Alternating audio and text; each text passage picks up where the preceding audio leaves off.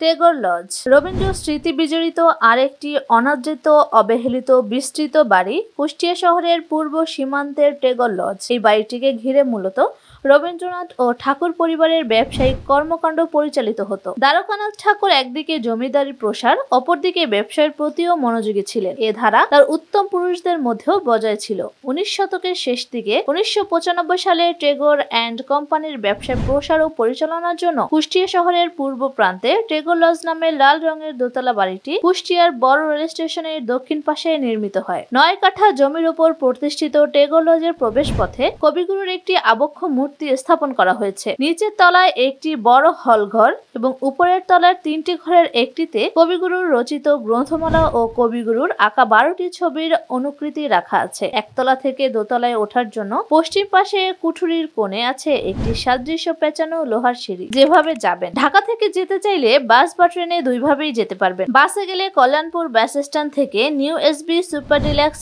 শ্যামলী হানিফ বাসে কুষ্টিয়া এসে সেখান থেকে রিক্সা বা অটোরিক্সা নিয়ে টেগর লজ যেতে পারবেন। ট্রেনে যেতে চাইলে সুন্দরবন এক্সপ্রেস, মধুমতি এক্সপ্রেস ও বেনাপোল এক্সপ্রেস ট্রেনে যেতে পারবেন। কুষ্টিয়া শহর থেকে অটোরিক্সা বা সিএনজিতে চড়ে টেগর লজ যেতে পারবেন।